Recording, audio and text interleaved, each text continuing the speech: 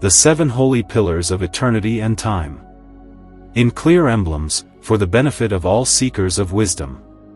They have a fiery force and a heavenly origin in their seeds. Virgil, Aeneid 6. Along with the fountain of wisdom and knowledge of nature. The principles of true alchemy and 4 remarkable letters of an adept. 1782. Hermes in the emerald tablet. Truly, without deceit, most certainly and assuredly I affirm, these lower creatures are set in place and mix their forces with the forces of the upper, and these again with them in return, in order to bring forth one of the most wondrous beings of all. And, just as all things have arisen through the word and from the breath and spirit of the one God, so too are all things continually reborn from this one being, according to the arrangement of nature. Introduction. The Book of Nature, which the all-wise and almighty God has opened to the human race through the astonishing and wondrous work of creation, so that it may learn from it, as from the purest and clearest fountain of nature, from which one would wish to draw true wisdom, is among all possible books to be regarded not only as the greatest, but also, with all right, as the most beautiful and most important. But, alas!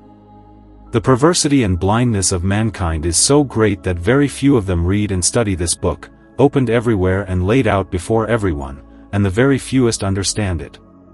Therefore, it can be compared most fittingly to that apocalyptic book sealed with 7 seals, which no one, except one endowed with divine power and wisdom, could open and was permitted to open.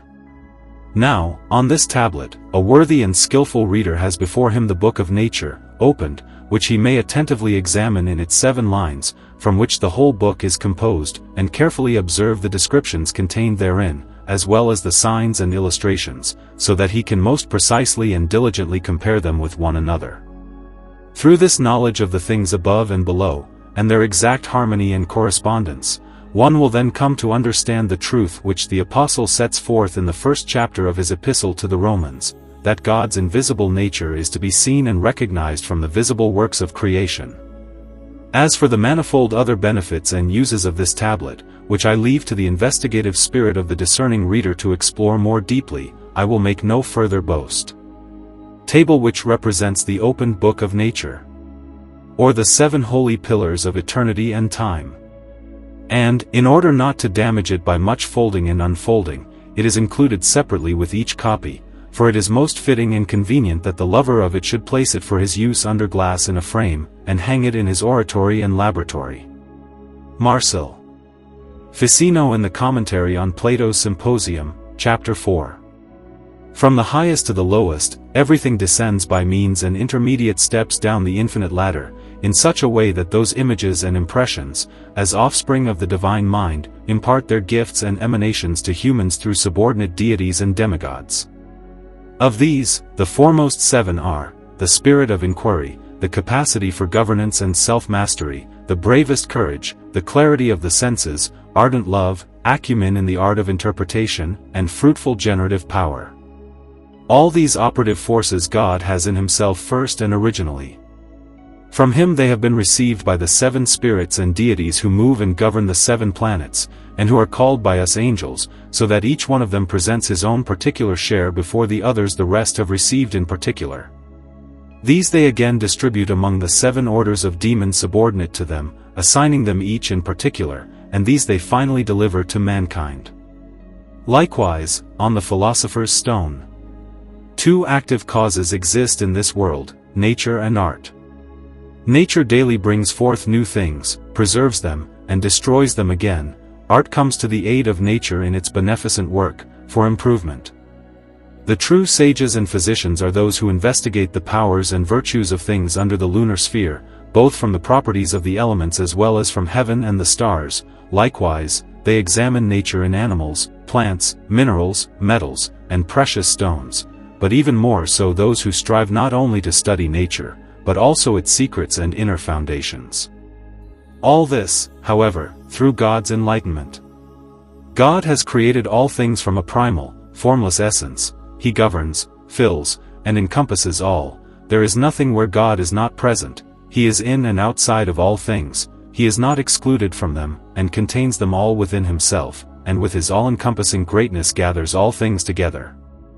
For he is the unfathomable abyss, immeasurable, inexpressible, inconceivable, indeed beyond the understanding of all rational creatures and beings, who is to be praised with silent adoration in spirit, the Almighty, all-knowing, most gracious Father, the Word, and the Holy Spirit, incomprehensible, inseparable, triune, whose nature is immutable, whose image is the whole of nature, and in this, man, full of love, light, life, and all powers, who is bound up in all his creatures and surpasses them all, whose essence and name cannot be expressed, in short, he is so into all eternities. To him be praise and glory. Agrippa, De Occulta Philosophia I, 22. It is a known and established fact that all lower things are subject to the higher, and in a certain way, as Proclus says, have their influences upon one another, namely, that in the lowest and deepest is found the highest and most exalted, and in the highest and most exalted is to be found the lowest and deepest. Thus, in heaven there are earthly things, but in a heavenly manner and form, and on earth there are heavenly things, but in an earthly manner and form, all according to power and effect. Hence it is also said that here there are certain solar and certain lunar beings, in which the sun and moon exert some influence according to their power and nature. And likewise, such things take on various effects and properties in themselves that are entirely similar to the effects and influences of the stars and constellations to which they are subject. Likewise, 3:12. Although the highest Creator, as the first cause, governs and orders all things, he has nevertheless entrusted the administration and execution to various well and ill-disposed ministers, whom John in the Revelation calls good and evil angels, of whom, elsewhere, the prophet sings, "The angel of the Lord encamps around those who fear him, and delivers them." And in another place he recounts plagues and afflictions sent through evil angels. But everything that God brings about through the angels, as through his servants, he also does through the heavens and through the stars, yet only as through instruments, so that in this way everything works together in his service, so that, just as each region of the heavens and each star holds a certain relationship to a particular region of the earth, or to a place and time, and affects and influences this or that individual creature, so too does the angelic power and effect of that region of the heavens and of that star rightly belong to that place, that time, and that manner. Thus Augustine says, "To each visible thing in this world an angelic power is appointed." And Origen says, "The world has need of the ministry of the angels so that they may preside over the earthly powers, kingdoms, provinces, human beings, wild and tame animals in their birth and propagation, the trees and shrubs, plants, and all other things, granting them their power and influence, of which it is said that they are present in things according to a certain hidden manner and property." Likewise, I. 70. On the power and effect of the peculiar names. That the peculiar names of things are exceedingly necessary for magical operations is attested by almost all experts. For the natural power and influence of each thing comes first from the objects to the senses, from these then to the power of imagination and conception, and from this finally into the mind, in which it is, as it were, conceived, and then brought forth through words and expressions. Therefore, the Platonists say that in an expression, in a voice or word, or in a name formed by its certain tones, the power of the thing itself, as its life, lies hidden under a significant image, which is first received, as it were, by the mind itself through the scattered seeds of things, then brought to birth through voices or words, and finally also preserved in writings. The Magi therefore assert that the peculiar names of things are certain eternal emanations of the things themselves, which are constantly present and give the things their power and retain their property, insofar as the essence of the designated thing is expressed and recognized through them, and the objects and things themselves are distinguished through them as through their peculiar and living imprints and images. For just as the supreme master craftsman, from the heavenly influences and elements, by means of the powers of the planets, brings forth various forms and particular kinds of things, so too, from the properties of these same influences and effects, arise the names peculiar to the things, and these have been assigned to them by him who counts the multitude of the stars and calls them all by name, of which names Christ says elsewhere, "Your names are written in heaven." Likewise, 3:16. On intelligences and demons.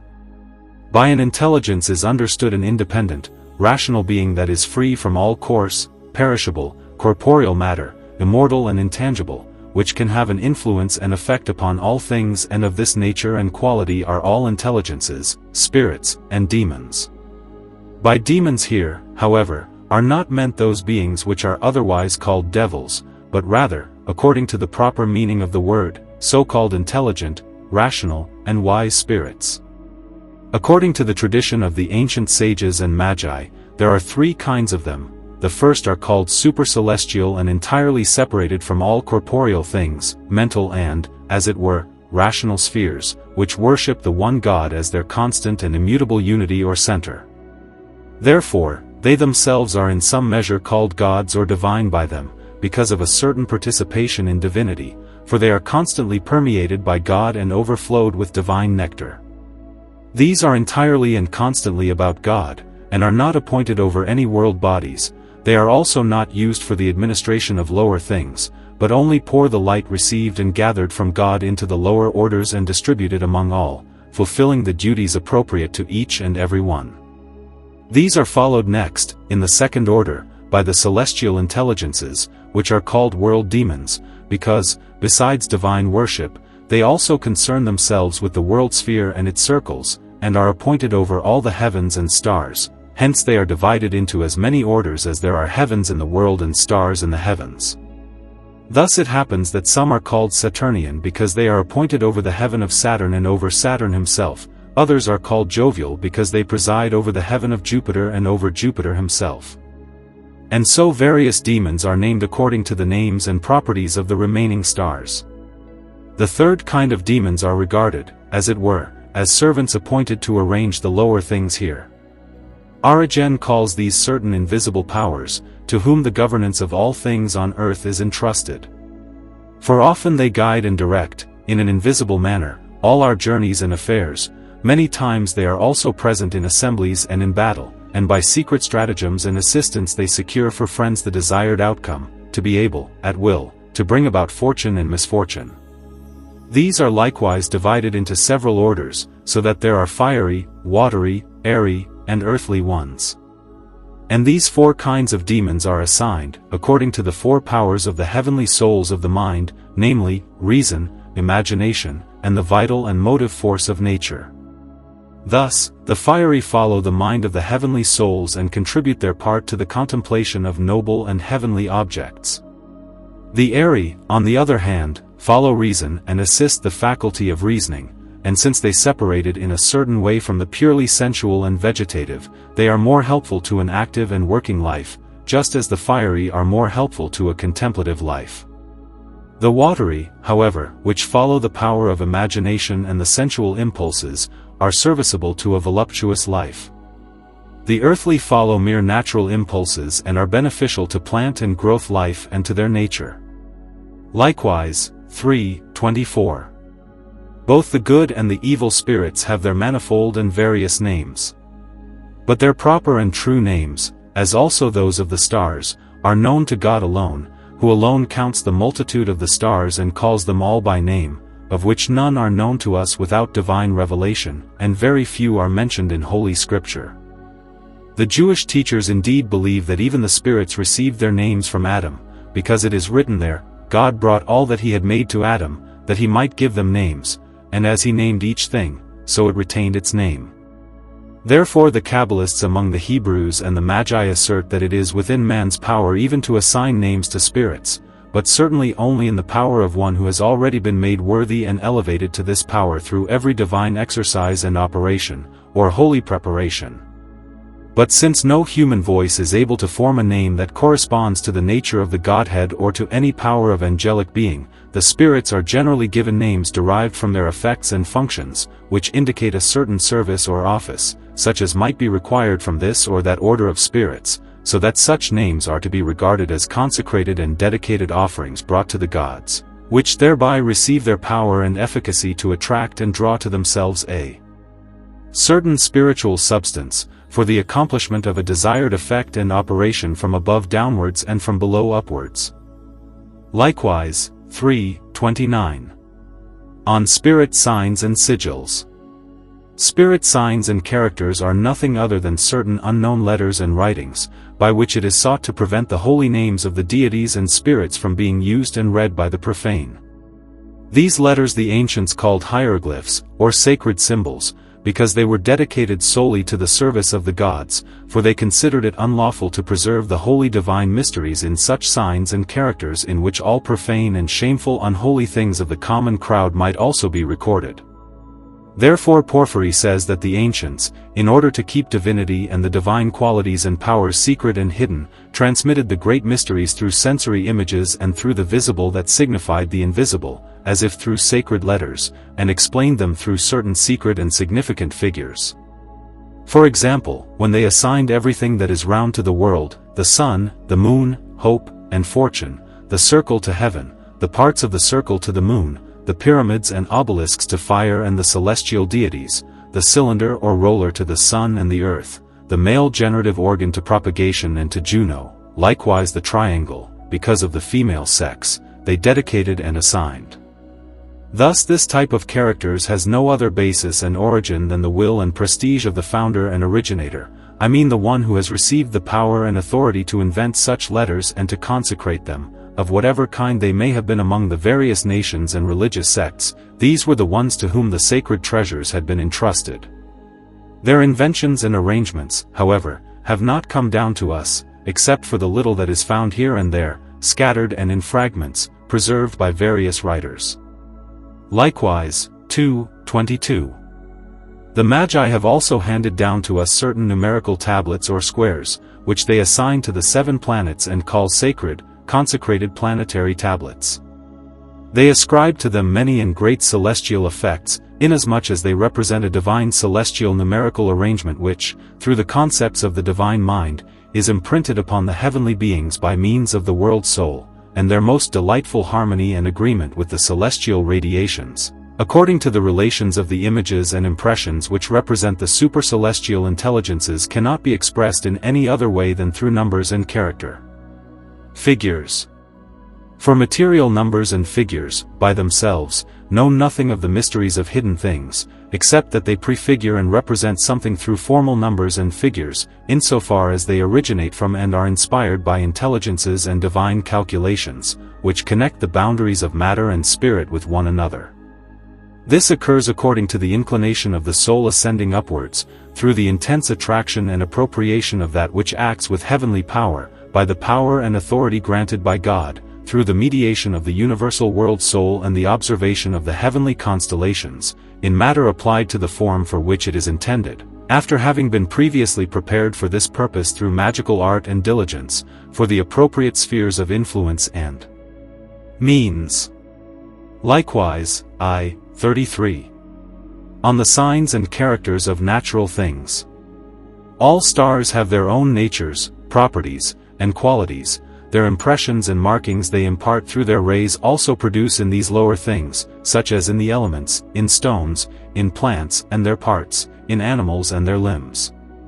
Thus every single thing, through its harmonious disposition and through the star by which it is irradiated, receives a certain special formed sign, or an impressed mark and distinguishing sign, which serves as proof or indication of a star or of a certain concord and harmony, and contains within itself a very special peculiar power, which differs from others according to kind, nature, and also according to the number of the present matter.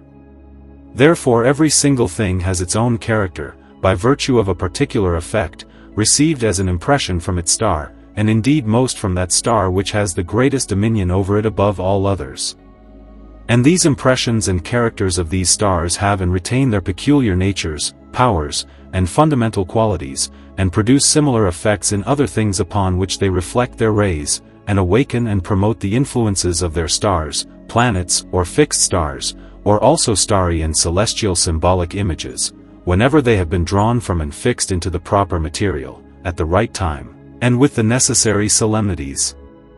In these considerations, the ancient sages, who devoted themselves most to the investigation of the hidden properties of things, observed the constellations, figures, signs, sigils, and characters which, through nature itself, mediated by the rays of the stars, have been imprinted into these lower things, whether in stones, or in plants and the knots and joints of their branches and twigs, or also in animals and their various parts and limbs.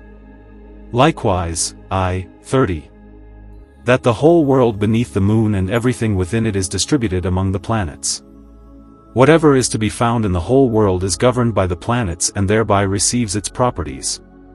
Thus, the life-giving light in fire comes from the sun, warmth from Mars, the varied surface of the earth is attributed to the moon, water and the starry heaven, but the whole globe is subject to Saturn.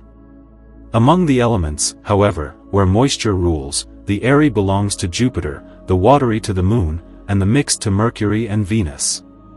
In the same way, the causes active in nature depend on the sun, matter, however, on the moon, the fertility of the active causes on Jupiter, the fertility of matter on Venus, swift operation on Mars and Mercury, on the former because of its intensity and heat, on the latter because of its agility and manifold qualities, and finally, the constant persistence of all these is ascribed to Saturn.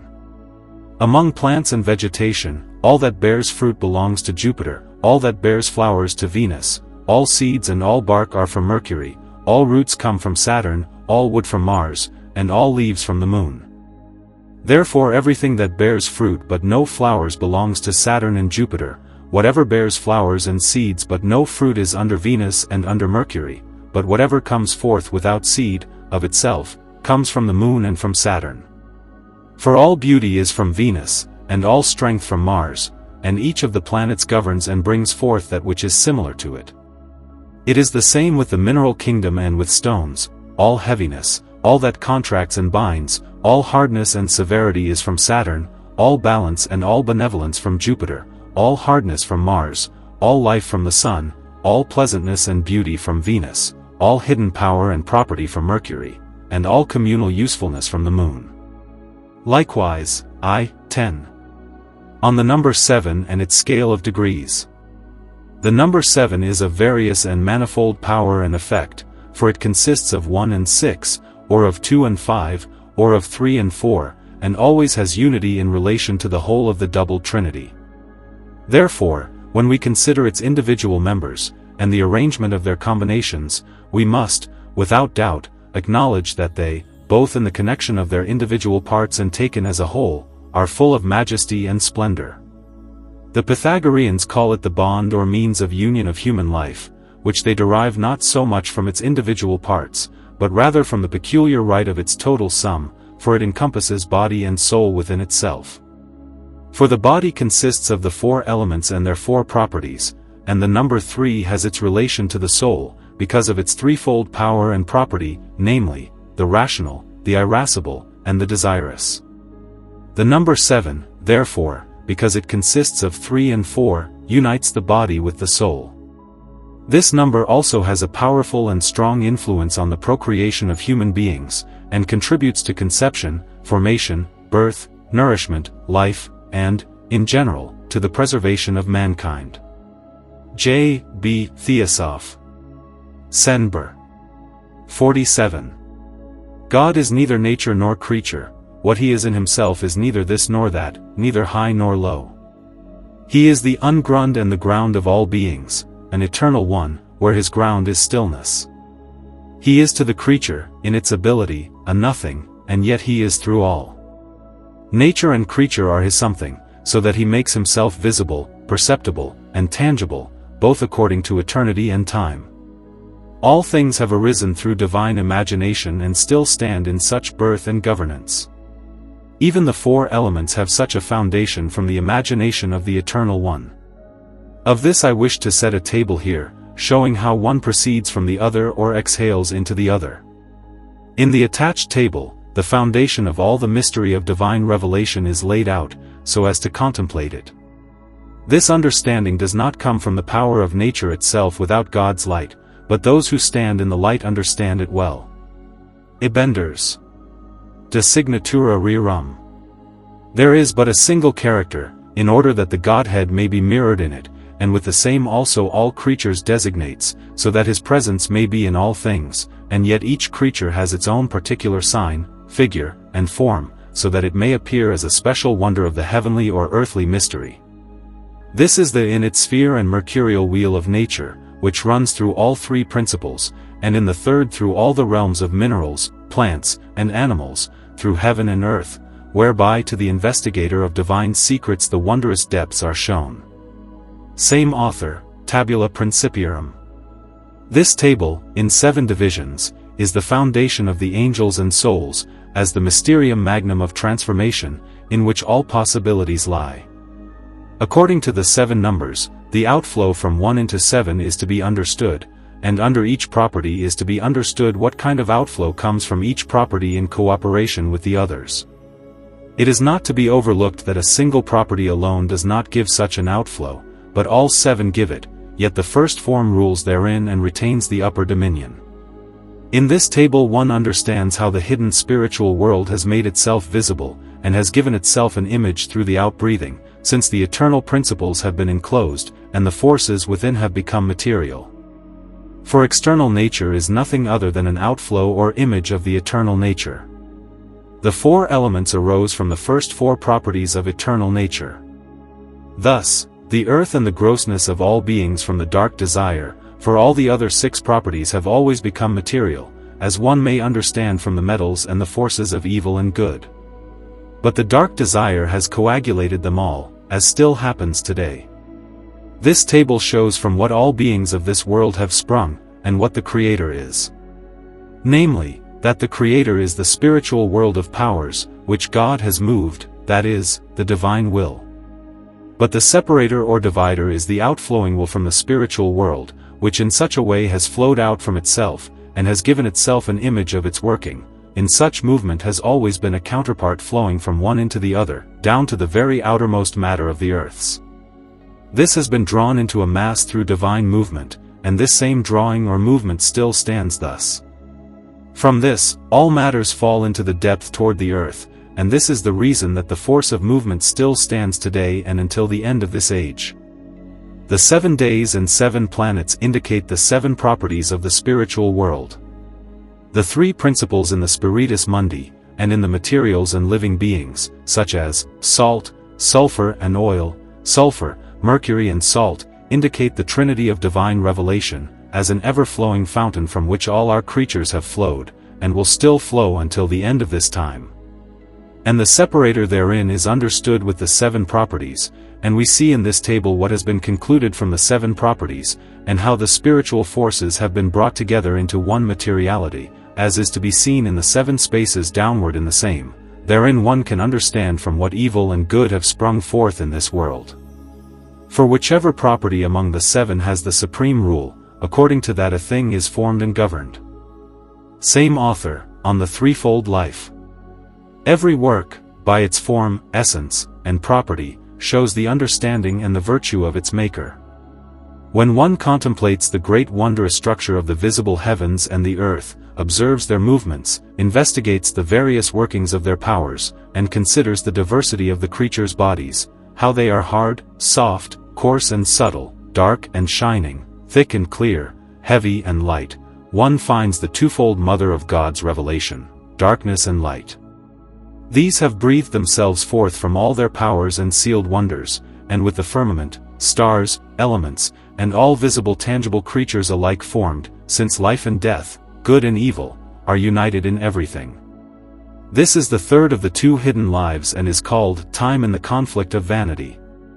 Here wisdom gazes, in which the Holy Spirit reveals the divine powers and images of the angels and men, everywhere, through sun, moon, and stars, through gold, silver, ore, gemstones, through beautiful colors and scents, indeed through every good part in all creatures, especially in man in understanding, love, justice, beneficence, gentleness, chastity, knowledge of God, discipline, art, and virtue. Here also is revealed the property of hell and darkness through cold, hardness, earth, stones, blackness, poison, and stench in all creatures, in man through malice, hate, stubbornness, wrath, fornication, godlessness, frivolity, stupidity, and vice.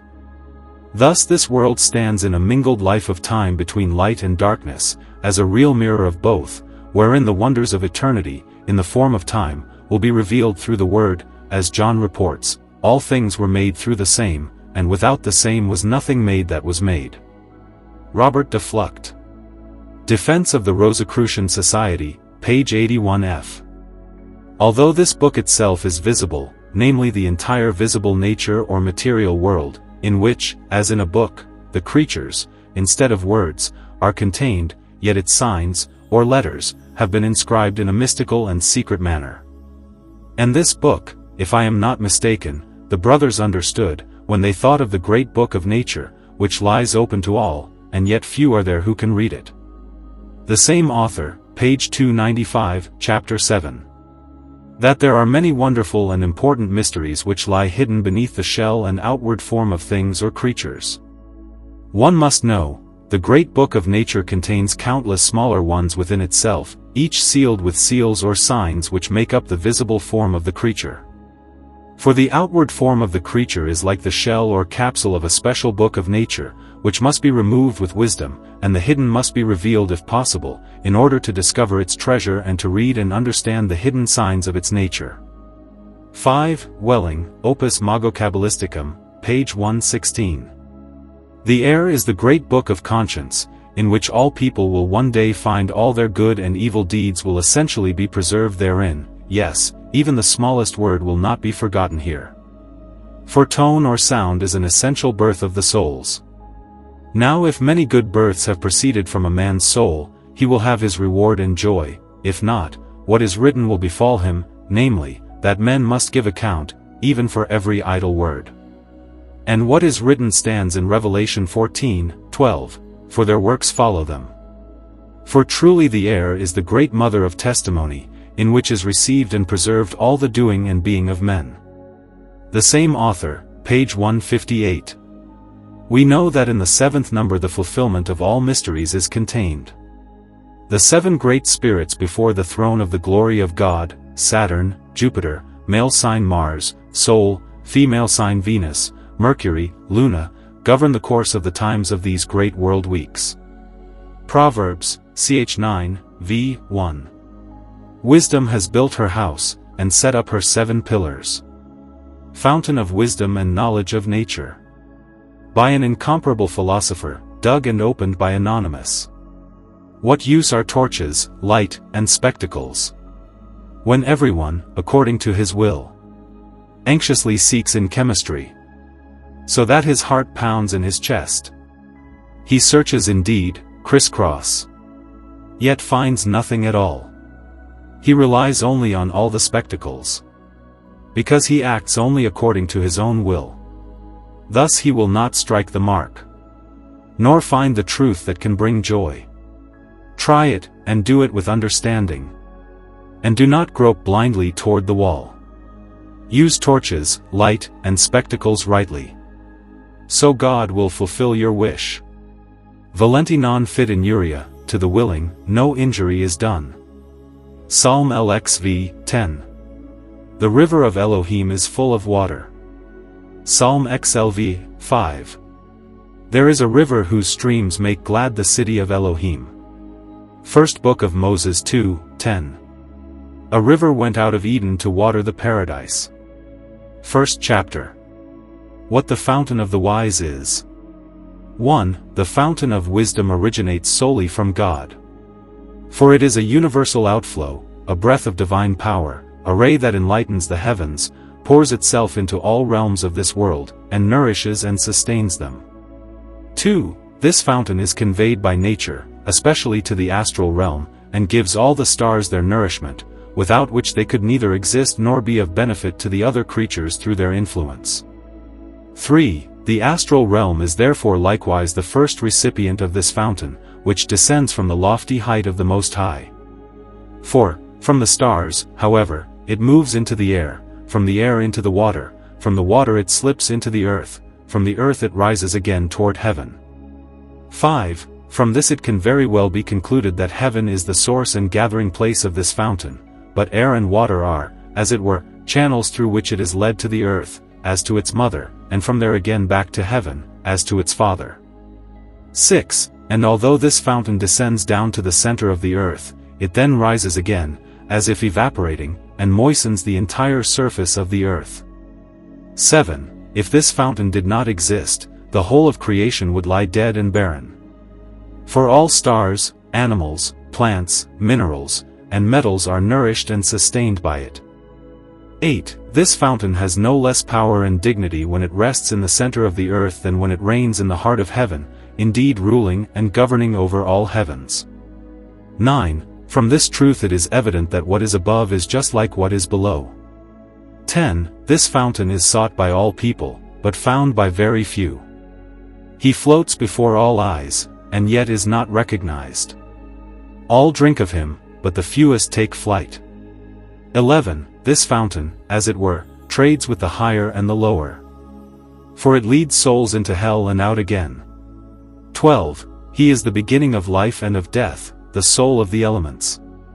For he adorns the world and distinguishes the species in nature, so that one can see what they truly are and what they can do, otherwise, the world would remain only a confused mass. 13. The wise have named this fountain with many names, yet have thereby covered it well, only so that this pearl would not come before the snout of swine. 14. Out of fear of God and through love, I declare that this fountain is nothing other than the humidum radical primogenium of every single creature in the whole world.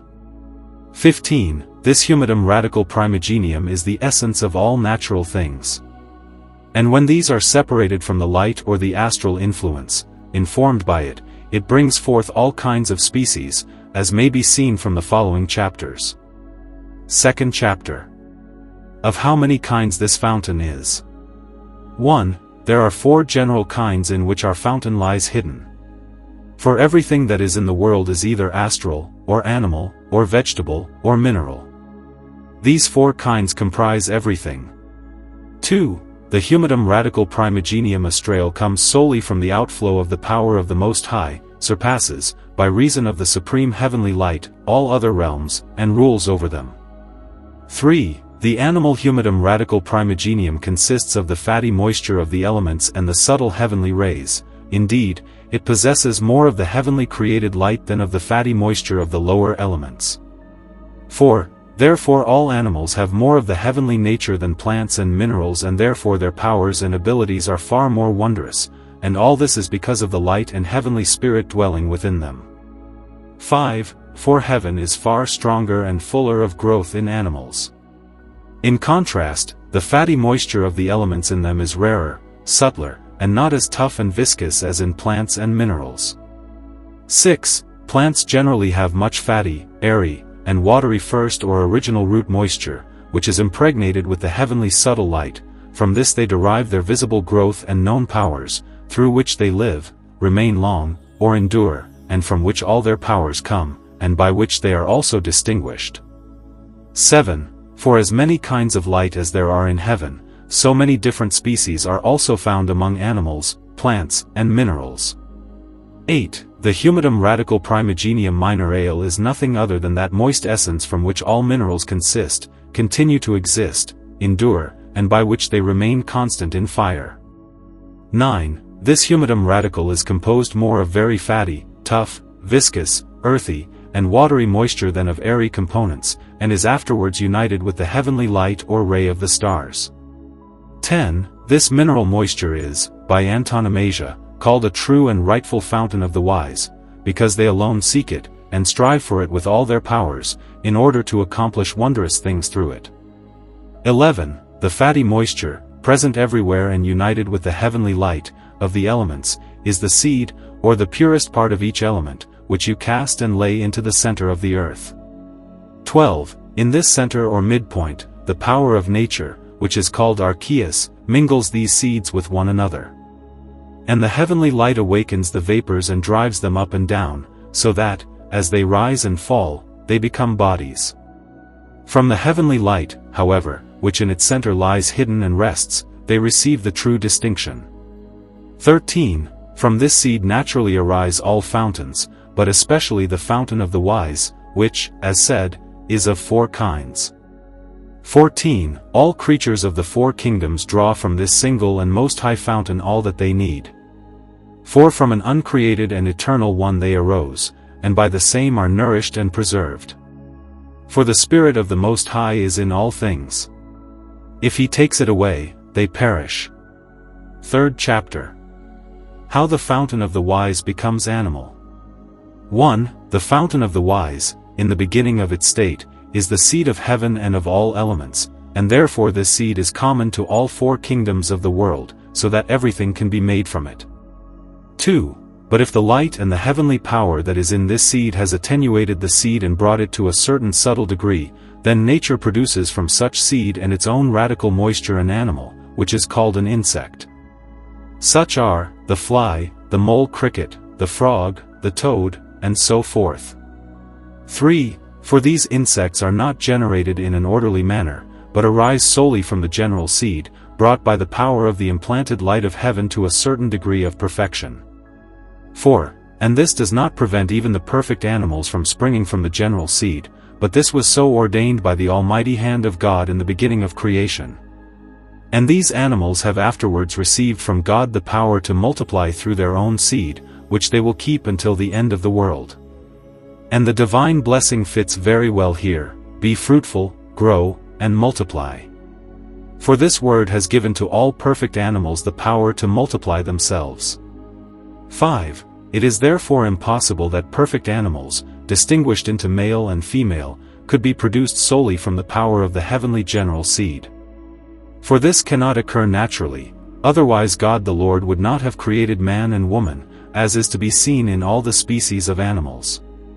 6. Only man, because he is the last among all perfect animals, not only needed divine assistance to attain his perfection, but also required a specially created light, which was poured from without into his seed, specially prepared for this purpose, by the power of which he could attain so high a degree of perfection, and by which he was greatly distinguished from the other animals. 7.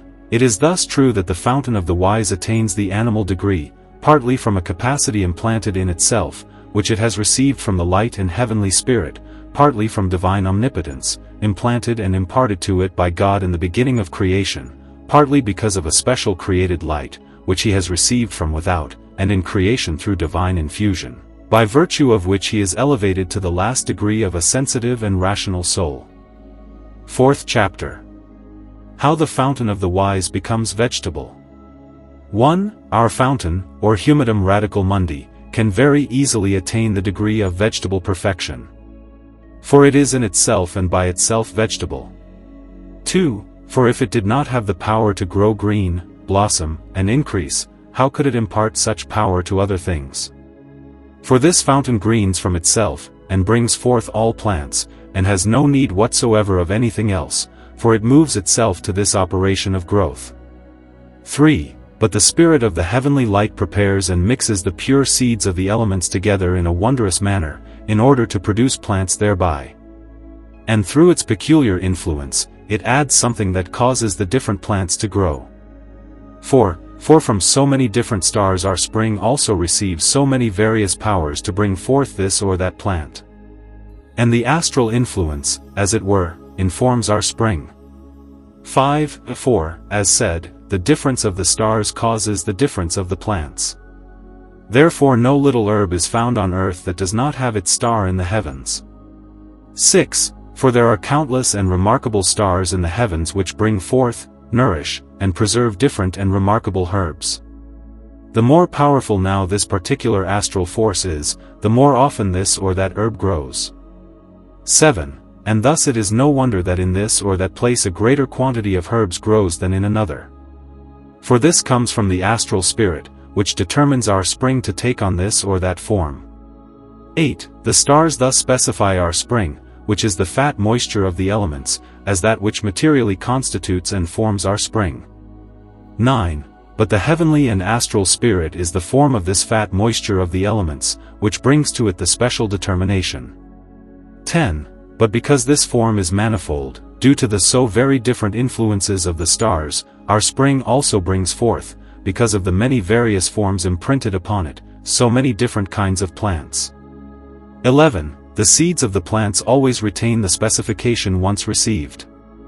Indeed, the seeds are, as it were, children of the stars, therefore they always keep the likeness of their father, together with his powers. 12. And there is no plant to be found that does not have its seed, whether not outwardly, yet inwardly. For even the farmers know how, by the roll-together leaves of plants that otherwise bear no seed, to coax out their natural seed in wintertime. 13. As it is more than true that many herbs grow and thrive without having been previously sown or otherwise having pre-existing seed.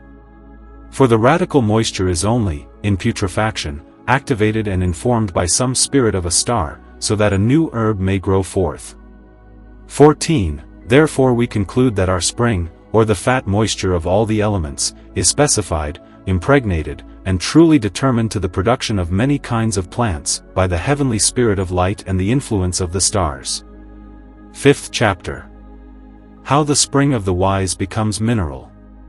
1. Our spring seems to become mineral of itself, because it is born in the center of the earth, and there rather takes on an earthly and mineral essence than anything else. 2. Yet it is to be believed that, as long as it lies hidden in the center of the earth, it entirely indifferent and not yet specified, until it is activated by the heavenly spirit and informed or determined to this or that mineral. 3. But it is activated by this heavenly spirit when it is placed especially in such a condition as the metals have at their birth. 4. For each star has such power to inform and shape our spring so that it brings forth that for which it has been disposed. For example, the sun has the power to dispose in all 4 kingdoms. But when it intends to generate an animal, it disposes in particular the animal's moisture, and according to this disposition brings forth the animal form from the thus disposed moisture. 5. In the growth of plants, however, it disposes indeed the same matter, but in quite a different way, yet all according to the necessity and form of that thing which it is busy producing from our fat moisture. 6. The same process also the sun follows in the generation of metals and minerals. And thus the sun and stars bring forth many kinds of things, all according to the different influence and disposition they introduce into our spring. 7. And it is to be noted that when the sun strives to generate gold in the earth, it makes our mercury, that is, our spring, more earthy and watery than airy and watery. 8. This disposed and with the first qualities impregnated substance is then purified to the highest degree by sublimation and continual coction in a closed stone, and gradually transforms the earthy part into an incombustible red sulfur. 9. This sulfur then boils away its moisture, fixes and hardens it completely, so that they can never again be separated from one another. And the moisture is thus colored by the redness of the sulfur, fixed, and transformed into constant gold, which has its greatest joy in the midst of fire. 10. Thus the stars, by their particular power, dispose our common spring into all sorts of kinds of metals and minerals. 11. For when they make our spring more earthy and watery than fiery and airy, then our spring is sufficiently specified for the generation of all kinds of minerals. 12. But the minerals vary and, as it were, alternate when the earthy and moist parts are adorned with peculiar qualities, which happens through purification, coction, and fixation. 13. Finally, it is to be known that our spring becomes mineral when the seed of water and the seed of earth prevail over the seeds of the other elements. For thereby our spring is made fat, viscous, and heavy in weight. 6th chapter. How the spring of the wise becomes gold. 1. The sun's rays, penetrating to the very center of the earth, pervade with their subtle power the fat moisture of the elements which lies hidden there, making it alive, working, sublimating, and cleansing it from all excrements. 2. This purified, sublimated, and, as it were, enclosed in a rocky chamber, moist fatness of the elements is for 1,000 years constant and continually cooked. Finally, however, it coagulates and fixes into an earthly sulphureous substance. It is beautifully red and incombustible, fixed and solid, emitting solar rays, which men dig up and, through fire, reduce into gold. 3. This fixed matter nature cannot dissolve again with the purest mercury, that is, our spring, much less cleanse it further from all impurity, otherwise, if it could do so, it would, by itself alone, bring forth the rarest treasure of nature and art. 4. Therefore, for this, the hand of a wise master is required, through which nature can be assisted. And for this reason, nature also cries without ceasing, "Help me, so I will help you." 5. Nature can indeed generate gold, but it cannot regenerate gold and bring it to a state of supreme perfection, nor transform it into the gold of the wise. From which the difference between common and philosophical gold becomes clear. 6. For nature, without any assistance from art, makes natural gold, but the wise take this very same matter of nature and, through art, lead it to a state of supreme perfection. 7. Therefore, there is found a twofold gold, one of nature, the second of the wise. Both are of one essence and origin, since they spring from one spring and grow, but in a different manner and for a different end. For natural gold is in need of the gold of the wise, but not the other way around. 8. How and in what way nature transforms our spring into natural gold has been sufficiently taught in the foregoing 7th chapter. How the spring of the wise becomes silver. 1. Our spring, made alive and active by the spirit of heavenly light, in which it is enclosed, digested, and cooked through its inner and innate warmth as well as the natural warmth of the earth and of the place, finally attains the perfection of a white, shining, and fusible earth. 2. Nature cooks this more and more, and fixes it until it is transformed into pure silver, with the separation of all excrements. This is the true making and composition of silver, produced by nature through and from our spring. 3. Our spring actually and truly attains its full determination not from the influencing moon, for this arises only through continual cooking. For if this matter were cooked longer, it would become pure gold.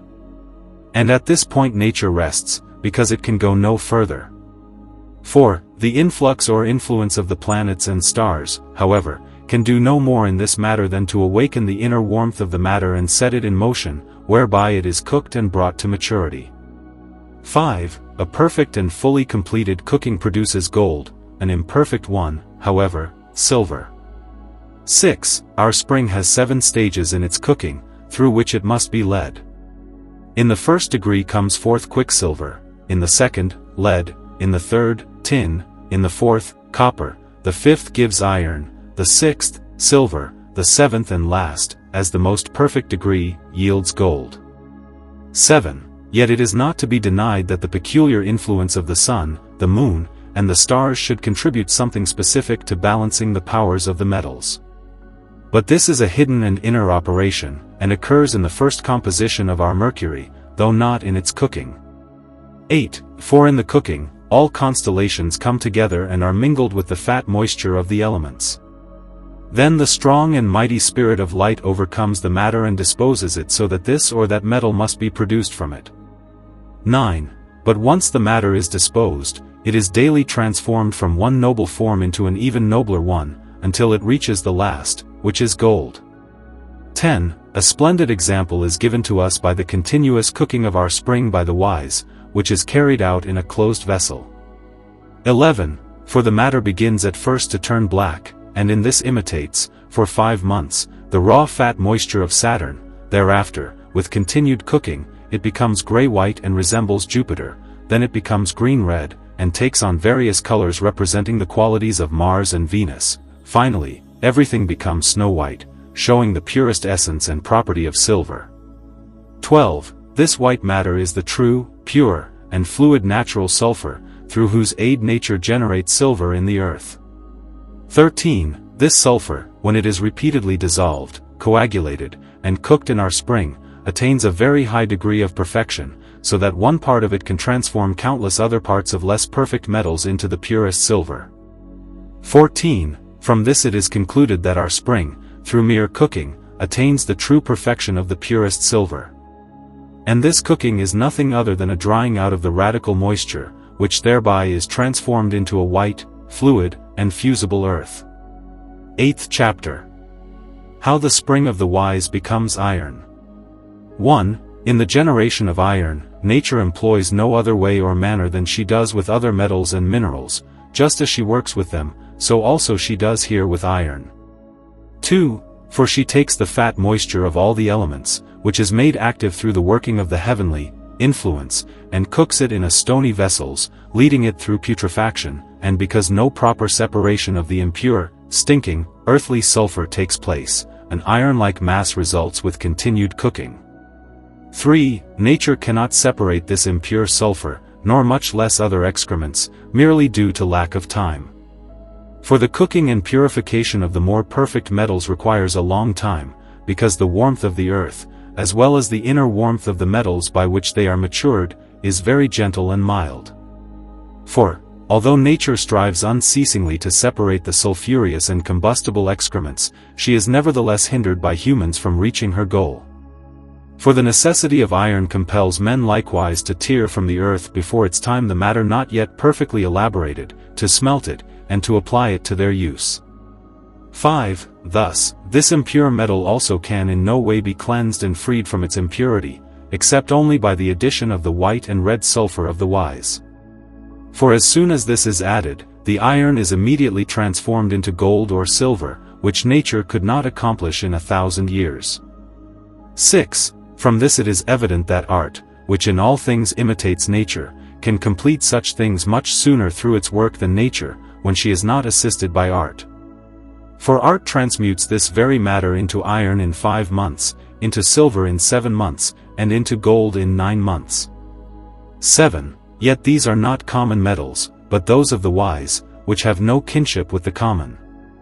For the common metals are dead, those of the wise, however, are living, full of power, and grow to the highest perfection. 8. Thus it is sufficiently shown in what way the iron is born from our spring, which is the father and true mother of all metals, and that this spring gives birth to, nourishes, and preserves them all. 9th chapter. How the spring of the wise becomes copper. 1. Our spring, impregnated by the influence of the heavenly Venus, comes, after completed putrefaction, to be transformed into a dark green-blue earth, which, when it is strongly melted, yields copper. 2. In this copper there is always found some gold, and this because the fat metallic moisture, through natural digestion, is cooked, so that some particles are found so highly worked out that, when separated from the copper, they are good gold. And if this green earth were not dug out before its time, it would, after further continued digestion, be transformed into gold. 3. But the great desire of men to possess copper hinders nature's process, so that she cannot generate a perfect metal. 4. For the green and blue color are innate and inherent colors of the red and unripe sulfur. If this had completed its journey, then instead of copper, gold would have resulted. 5. This is clearly observable in the work of the wise, as it hastens to perfection through cooking. For the matter of the wise first becomes green and blue before it attains the final perfection and blood-red color. 6. In the same way, metals in the earth acquire all sorts of colors, but especially they become green and blue before they reach the perfection of the sulfur. 7. And it is a great marvel that nature can accomplish in a glass the same work through the aid of art as she accomplishes by her own power in the womb of the earth. 8. And thus it is to be known that all the effects which take place in the philosophical egg are to be ascribed not to art but rather to nature. They are, however, attributed to the wise because, through their arrangement, nature brings them to pass. 10th chapter. How the spring of the wise becomes tin. 1. Tin has the same origin as the other metals. For when our spring, through continual natural cooking, has become a dark grayish-white and shining earth, which is still permeated with the sharp spirits of its mercury, and is taken and melted before its time, it yields a metal that grates between the teeth. 2. This grating is caused solely by the sharp and not sufficiently purified and boiled mercurial spirit. 3. Tin has much white but impure sulfur. For although it is already white, it still cannot reach the highest summit of perfection because of its crudity. 4. For in this crudity or raw condition lies the impurity, hidden as a sign of imperfection. 5. The grating of tin can by no art be eliminated, say what one will, for the crudity of tin can be overcome and improved by no understanding, except through the white sulfur of the wise. 6. For this white sulfur devours all impurity and crudity of the tin, and makes from it the purest silver. 7. Nor should those be heeded who assert that one can make and extract the mercury of the wise from tin. For metals are rather generated from our spring or mercury than that our mercury should be born from them. 8. In general, it must be known that nature brings forth our springs solely from the subtlest elements and the spirit of light. This she mixes very wisely to the end, from which nature afterwards gives birth to animals, herbs, and minerals. 9. And surely, if from tin the mercury of the wise could be made, one would have to say that the cause would be produced from the effect, and that the Son would exist before the Father, which is absurd and unreasonable. 10. It thus remains true that the mercury of the wise can be made from no metal. 11. Likewise, little weight is to be given to the opinion of those who say that in gold and silver is found the mercury of the wise, for the wise in their writings do not speak of common gold and silver, but of their own, which are not common. 12. And although in common metals the mercury of the wise may in a certain way be hidden, yet, as it is, and in the manner in which it is not the mercury of the wise. For the latter is living, but the former is dead. And this is enough concerning the impossible reduction of the mercury of the wise from tin and other metals. 11th chapter. How the spring of the wise becomes lead. 1. Nature uses nothing else for the generation of lead than our spring, that is, our mercury. 2. For it takes the fat moisture of all the elements, which is mixed with the heavenly, life-giving spirit of light, and mingles it with all sorts of heterogeneous, earthy, and sulfurous fats, and hastens it into the hollows of the earth, then cooks and digests the matter for a long time. 3. When, through putrefaction, everything has been united with one another, it cooks it without separating the impure until everything has become a black, shining, and heavy earth, from which, with a small fire, the lead is then melted. 4. But this earth of lead is not the true matter of the stone of the wise, by which the base metals may be transformed into gold and silver. For common lead has no such perfection that the white and red sulfur of the wise could be prepared from it, because all this in lead is very crude and imperfect, so that it can be removed by nothing except by the tincture itself. 5. For our stone is made solely from our spring, from which common lead is far different, prepared. But our mercury is not common lead, rather it is the father of the same. 6. Although our spring, or mercury, is also called lead, yet the wise always understand by it our spring, from which alone our elixir is prepared. For our Saturn, or spring, when it dissolves its magnesia, or earth, from which it springs forth, again coagulates it through gentle fire, and has brought everything into one, so that a black, heavy earth has been formed from it, then this composition is called the lead of the wise. 7. Whoever can make this lead has the whole of chemistry open to him. For therein lies hidden the gold and silver of the wise, that is, the white and red sulfur, which transforms all base metals into gold and silver. 8. Concerning this lead, or Saturn, the white poets have written much. For they sing, Saturn devours all his children. Mark, the sulfur consumes everything that lies hidden in this matter, and swallows it into its belly, digests it, and cooks it until the end of its journey. 9. Jupiter, who sees this, cuts off the testicles of Saturn, his father, with a sharp sickle and throws them into the sea. For the white sulfur, which appears after the blackness in our cooking, removes through its penetrating power, called a sickle, the male power of the black sulfur, which is called Saturn, and casts it into the sea, that is, the black sulfur is dissolved and transformed into a sea, from which the beautiful Venus, which is the green color, is born. 10. This Jupiter, or white sulfur, Saturn seeks to devour. Instead, however, he swallows the stone laid before him, which he then spits out again upon Helicon, where it is set up as a token for mortals. 11. Our Saturn ventures to devour the whiteness that comes forth after the blackness, that is, to dissolve it, and thus it is transformed into a stone, which Saturn does indeed swallow, but must spit out again during continual cooking. 12. Our thus dissolved matter is coagulated into a white stone, which is again dissolved, and in this way Saturn always swallows, instead of Jupiter, a stone, which he spits out again upon Helicon, that is, in the end our blessed stone is made from it, which is consecrated to wisdom. 13. From this our Jupiter and Latona are born Apollo and Diana. This is the final and perfect cooking, in which the white and red sulfur, that is, Apollo and Diana, attain the more than perfection. 14. From this one sees that our Saturn, or lead, is the father of all the gods, since all metals arise from it. 12th chapter. How the spring of the wise becomes quicksilver. 1. Between our spring and common quicksilver there is a great sympathy, indeed such that many take them to be one and the same thing. But they are mistaken. For our spring is a father of common quicksilver, which is very different from our spring. 2. For our spring generates everything and makes it alive, common quicksilver destroys, corrupts, and kills everything. 3. Our spring is fiery and warm, common quicksilver, however, is moist and cold. 4. Our spring, through gentle distillation, is transformed into a spirit, and also into a pure body.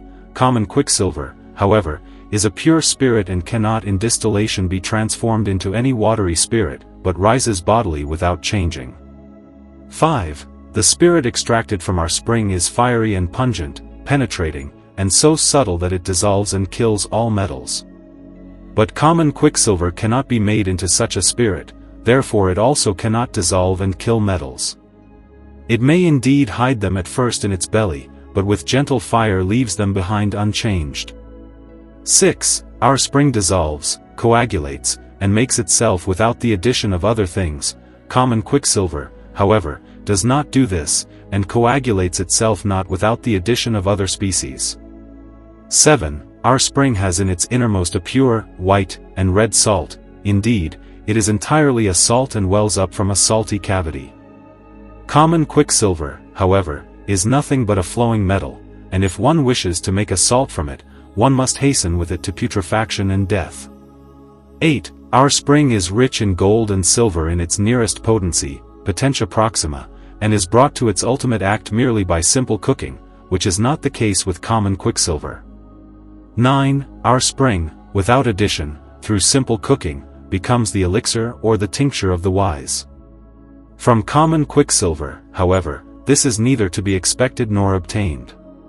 10. In our spring are potentially, that is, in potency, all metals to be found, for it is the closest seed from which the common metals and common quicksilver itself grow.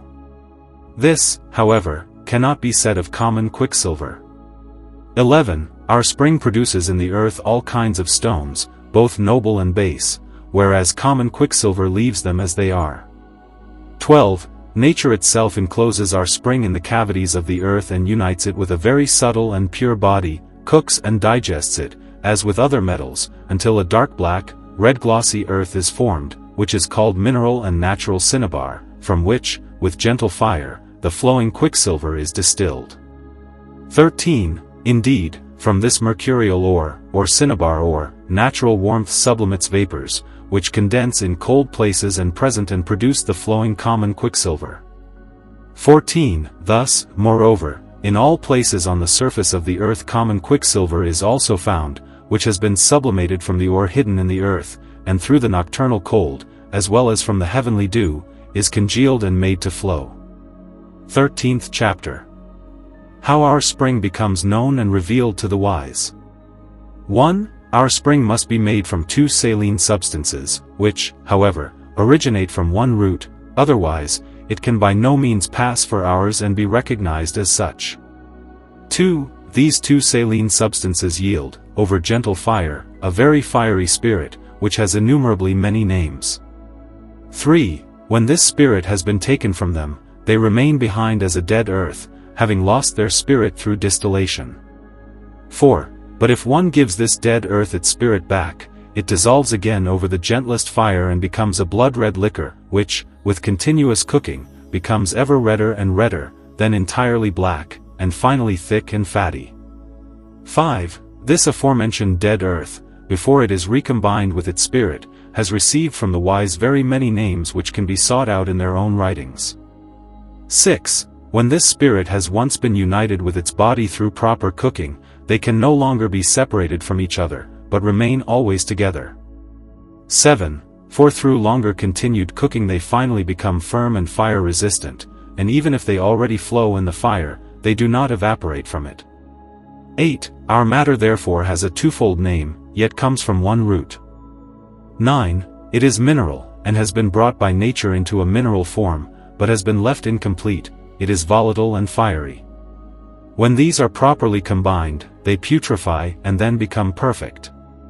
10. For when they are cooked, they take on various colors, such as black, white, and red, but after attaining redness they are no longer transformed again. 11. This matter, after it has become perfectly white, or has obtained a perfect redness and perfection has been attained, then it tinges all base metals into the best silver and gold. 12. By these signs our fountain has been made manifest, to which this must also be added, that the volatile part is of a very sour taste, of penetrating nature, and of pontic quality. 14th chapter. Whether our fountain, to attain its perfection, requires common gold and silver. 1. Without gold and silver our fountain cannot come to perfection. Gold and silver, however, are not common mined gold or silver, but it is something else, which nevertheless is neither foreign nor alien to our fountain. 2. For that gold and silver which contributes to the perfection of our fountain is born in the belly of our fountain, and is the fixed part of our fountain, of a double twofold nature, white and red. The white is called silver, the red is called gold. 3. It is therefore more than true that our fountain cannot attain perfection without gold and silver. For gold and silver are its fixed and permanent part, which can, shall, and must fix the volatile. 4. This is the part of which it is said, dissolve the fixed, and let it artfully fly. Fix the volatile, that it must lie still. 5. For this is the gold that must be dissolved and transformed into a spirit through its own spirit. 6. Of common gold there is no need to speak. For how would you obtain the spirit of common gold, that you could with it dissolve the common gold and transform it into a spirit through its spirit? And the same is to be understood of common silver. 7. But when we speak of gold and silver, we always mean that which is innate to our fountain, and already planted within it. 8. When the heavenly solar spirit is united with the fatty moisture of the elements, it fixes and coagulates this fatty moisture by its warmth, and makes from it a peculiar kind of salt, which salt appropriates to itself the properties and powers of the heavenly light, and strives to become and to be like its Father. Hence the wise call it gold, since in truth, according to its nature, it is salt, and also has the nature of salt. 9. Likewise, the silver in our fountain is not common silver, but the salt hidden in our fountain, for the sake of its strength and potential it is called silver. 10. And yet it is only one and the same, not a twofold salt, of which one would be gold and the other silver. No, rather this one salt is called gold or silver according to a certain appearance. 11. For when our salt has attained the highest whiteness, we call it silver. But when it has come to the highest redness, we call it gold. Without this gold and silver, our fountain cannot subsist. Common gold and silver, however, cannot, as has been said, be applied here in any way. 12. For although the wise in the hermetic preparation of their stone require some common gold, by which the philosopher's stone is determined to the extent that it transforms base metals into gold, it does not follow from this that common gold perfects our stone. 13. On the contrary, our stone much more perfects the common gold and silver. For without our stone, even otherwise perfect gold is imperfect and barren. But when it is combined with our stone, it becomes living and fruitful, and can then impart something of its perfection to the other metals. 14. Many strive to dissolve the common gold and bring it into a true essence, but it is in vain, and not even necessary to think of such a thing. 15. However, there is another solution, which is truly natural and performed by its own parts. For the solvent and the dissolved are of one and the same substance, therefore they dissolve each other radically and unite naturally. 16. This solution one must seek, and not the common one. For our solvent, our gold, our silver, though they appear to be three, are yet one, and rest in a single essence. 17. No stubborn person understands this. For when such a one hears it, he at once falls into error, both regarding the preparation of the matter and the administration of the fire, the shaping of the furnace, the choice of the vessel in which the matter is to be cooked, and the division of the weight.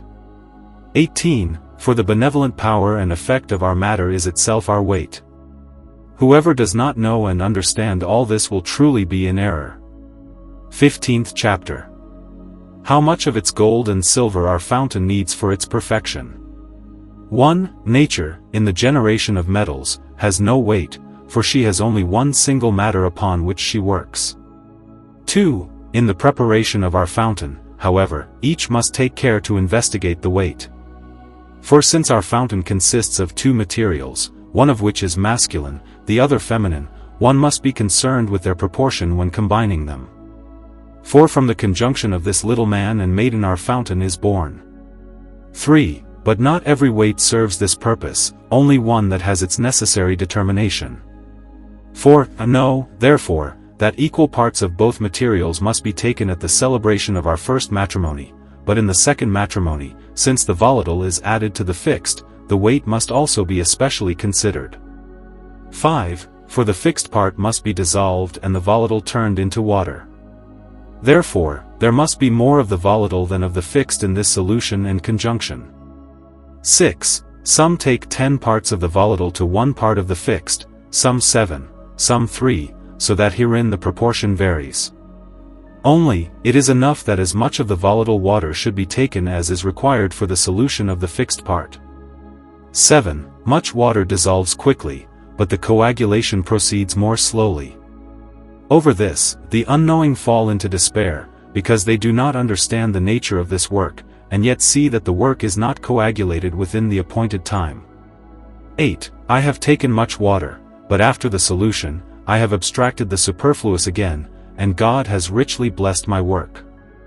9. There is, however, another proportion which is used in multiplication, for the moistening of the white and red work, which it draws through our highly rectified fountain, and in this case one must be very careful with the measure. It should therefore be poured over only the thickness of a sheet of paper, which is to be repeated as often until the stone has drunk its fill, and has become completely white and red.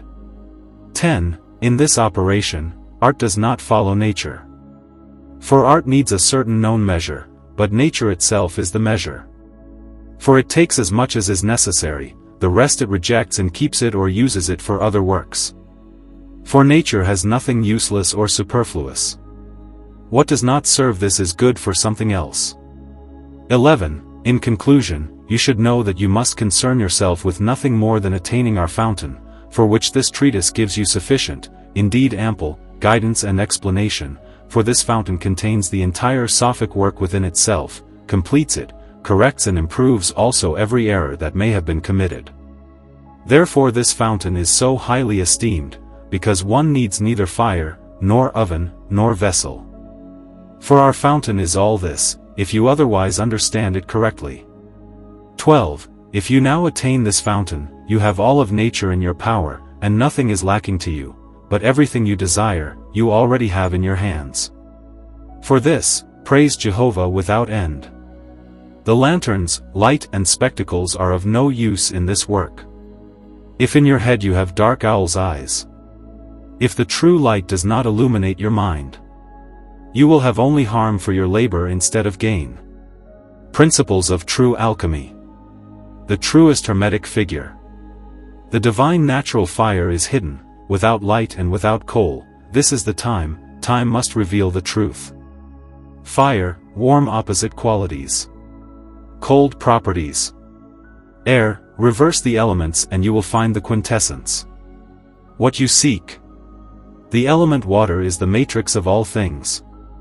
Kabbalistic, dry element, earth. The quintessence is the ensouled salt. Preface. The reader should by no means believe that this small writing consists merely of empty, learned imaginings, and has nothing real as its foundation. No, certainly not, rather, it contains nothing but solid grounds and facts, which I myself, through my own experience, have recognized and accomplished, by means of many years of both theoretical and practical chemistry, so that not even the greatest and an almost unheard of persecution could deter or prevent me, by God's grace, from finally attaining, in this deep science, the possession of the thing itself. Least of all should anyone imagine that I am seeking thereby to make myself famous and great before the world. It happens solely and exclusively for the promotion of the glory of God, and to provide a most useful instruction to those faithful and diligent physicians who, out of desire and for the good of their poor sick fellow human beings, are willing to become just as earnest in this matter, so that they may, with a good conscience toward God as well as toward their fellow men, diligently and properly fulfill the vocation entrusted to them, and be able to turn back from crooked errors onto the straight and right path. On this matter, one may consult and compare Basil Valentine, Paracelsus, and Helmont, and one will find both my subject and the preparation of the menstruum to be correct. Diligence, patience, and tireless perseverance are absolutely necessary in these divine remedies. Above all, however, one should observe one's Christian duties, so that through earnest prayer, with good intentions, one may make oneself worthy of this gift of grace without straying into error. 1. The manner and method by which one can obtain, through true chemistry, the philosopher's stone, potable gold, and the universal tincture itself, consists in the true and radical dissolution and subsequent recombination of those substances that contain the specific mercury and the gold-making seed for the revival of metals. 2. For this, 2 menstruums are required, namely the universalissimum and the universal. 3. The universalissimum itself dissolves all minerals, metals, and vegetables, without destroying their growth and growth-promoting power and property, into their first essence and astrum. 4. And although this menstruum dissolves all and everything into its essence and being in a general manner, nevertheless it always performs its operation with equally balancing forces, so that it causes not the slightest foaming when poured, nor during distillation takes anything from it, nor leaves anything in it, unless it is done with diligence and intent. 5. Through the most universal solvent, that substance which contains the concentrated specific mercury for the tincture of metals is dissolved into its first essence, and from it a general menstruum for the metals is prepared. 6. This now not only dissolves the metals radically, extracts their gold-making seed, brings it from potentiality into actuality, and revives it, but it also mixes and unites with it in the most intimate way, bringing them to rebirth, to coagulation, and finally also restoring them to a higher state of perfection. 7. From this it becomes clear what dreadful errors the common chemists have hitherto harbored, when they, although indeed unable to use salts for the tinging of metals, for which they are entirely clumsy and ineffective, could nonetheless not do without them for dissolutions of the same, yet have not better and more precisely distinguished them, but rather have deviated from their proper and legitimate preparation, and have fallen into corrosive spirits, whereby their dissolutions have been found to be of an entirely false nature. 8. Since, in general, all and every sharp and violent dissolution is harmful and detrimental, because they destroy the germinating and growth-promoting seed power, and although, in outward appearance, the substances and bodies to be dissolved have been brought back into a water through their violent effect, nevertheless, by adding common water, wine spirit, cream of tartar, common salt, or even other metals, they can be precipitated again into bodily form. Such methods are to be entirely and completely banned from the chemical republic. 9. This is made more than clear by the separation waters in the dissolutions of gold, silver, mercury, and antimony glass.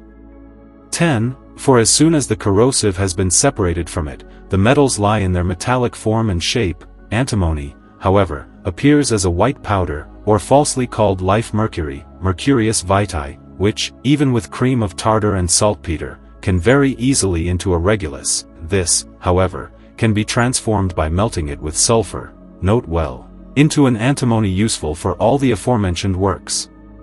11. It is also of no use to have previously macerated and laboriously corroded it with sublimated mercury, with common mercurial fluids, note well, and with other sharp substances. 12. Moreover, the entire mass of common chemists is completely mistaken also with regard to the particular processes, because the generation of metals is unknown to them.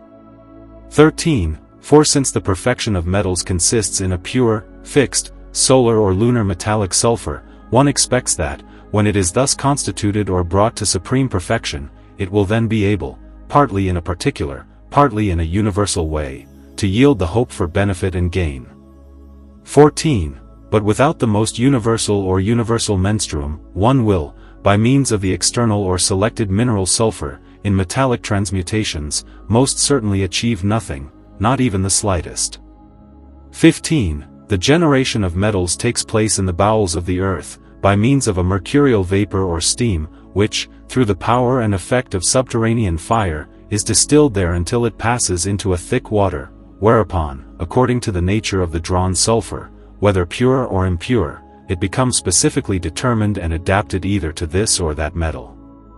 And thus metals come into being. 16. At times, however, it happens that this mercurial vapor or mineral sulfur is found impure, as can especially be seen in Venus and in Mars, and although their sulfur contains something of soul, they are nevertheless, all too early and quickly, through their heat, brought into a metallic form and shape which is indeed metallic, but also impure and destructible. 17. Now, if one has extracted from them their metallic, solar sulfur, and has made it common and shared, which can be done both in the general way with the universal menstruum, and also in the particular, special ways, in an exceedingly easy manner, within a short time, by bringing forth the different colors, which can occur naturally and gently, the fruit can be harvested both particularly and universally. For the solar and lunar sulfur prepared in this way extend far and wide in their effect. 18. The most universal menstruum, universalisssimum, is extracted from a subject sufficiently well discovered by Basilius, Paracelsus, Helmont, and others, which God has entrusted to the general nature, and endowed with such a constitution and disposition that it can, in and from itself, without any external aid except for the single fire, separate itself from all superfluities, ripen, mature, and increase its dissolving powers to the highest degree. 19. For it contains the true natural salt found in all natural things, yet without having the least in common with the other salts, such as common saltpeter, alum, vitriol, which it expels and specifies. 20. It also contains our central salt, which preserves, enlivens, causes growth, multiplication, and flourishing in all things. 21. But since nature does nothing in a forced or violent manner, and performs and brings forth all her works in the gentlest and most loving way, this matter likewise requires, for its preparation, a similar and friendly mode of treatment. 22. Likewise, she does not hasten either her inner or outer natural fruits and creatures with a speed greater than the most wise being has once measured out in proper order, rather, she carries and nourishes each to its time. She also makes in her undertakings and productions no undue haste, but rather takes slow steps, and leaves it, through the grace of the original spirit, to the heavenly degrees and stages, not only out of her own moderation and modesty, but also, next to God, to the higher powers, so that, as a spark most similar to the divine golden freedom and power, she neither exhausts herself on one side by too great haste, nor, on the other side, by an excessive measure of her wise and prudent delay and restraint in their force and burden, stifles and suppresses. 23. The inclination toward new conception and generation is, as in the whole of general nature, so also in this work, the most important task and preparation. 24. Now, when the union of the volatile with the fixed has taken place, and this fixed by the volatile is often again made volatile, and the philosophical rainwater has been separated, then, at the proper time, there appears the most universal dissolving agent, solvens universalissimum, which is half volatile in nature and, with moderate warmth, liquid, and soluble in all juices, possessing the most pleasant fragrance, and free from all sharpness and salty acidity. 25. But this manner of preparation is, from all other common chemical works, as different as day and night. 26. It is also of such a nature and quality that it requires unspeakable diligence and effort, a considerable persistence of time, and wholly special secret artifices and manipulations. N.B. In its practice, which certainly does not so easily fall into the hands of just any laboratory worker, hence also the first work has rightly been called the Herculean, or the work of Hercules. 27. With this is also at the same time the seed or gold sulfur for the ferment obtained from the solar metallic body, of an exceedingly delightful sweetness and redness, which cannot be separated in any harmful way, which is living and volatile, for if one wishes to bind and fix it, it at once rises together with the upper helm, finally having itself become the drinkable essence. 28. Just as natural salt, with the help of the central salt, unites with all things with which it is combined, in a pleasant and unforced way opens them, enlivens them, makes them grow, and, through the aid of external natural fire, matures them in due time and brings them to perfection.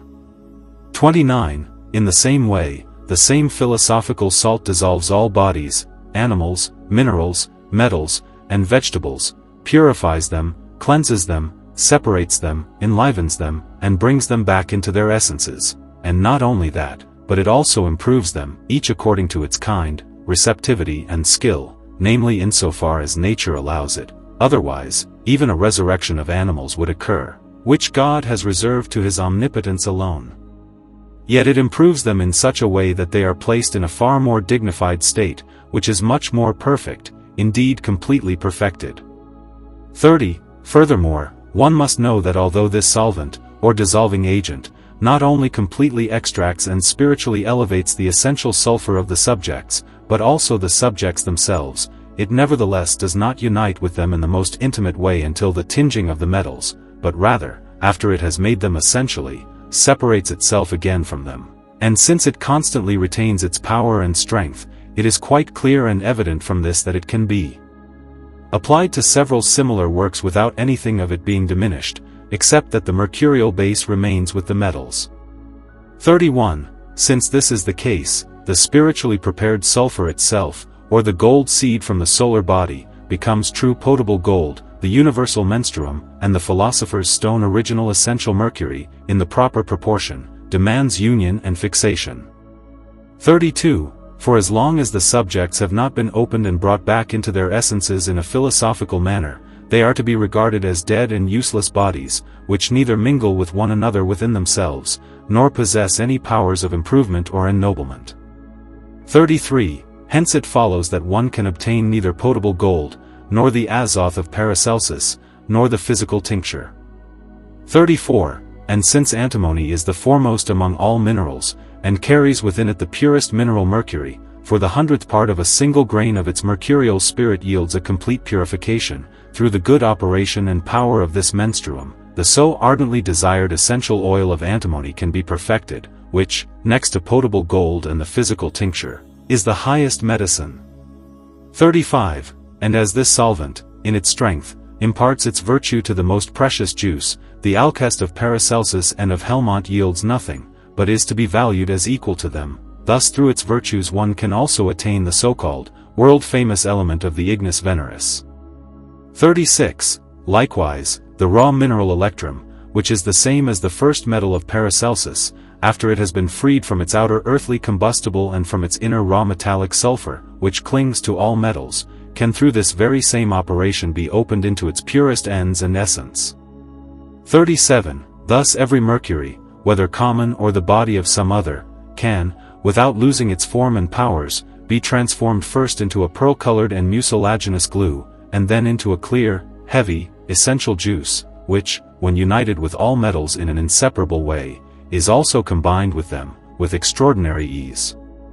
38. It is, however, remarkable that after the essences of metals and minerals, which must first be prepared for the tincture, have been worked out by this agent itself is again separated from them, leaving behind only the pure red blood of the lion with the mercurial juice, which is the gluten of the eagle, united, and through the whole physical art coagulated and fixed must be.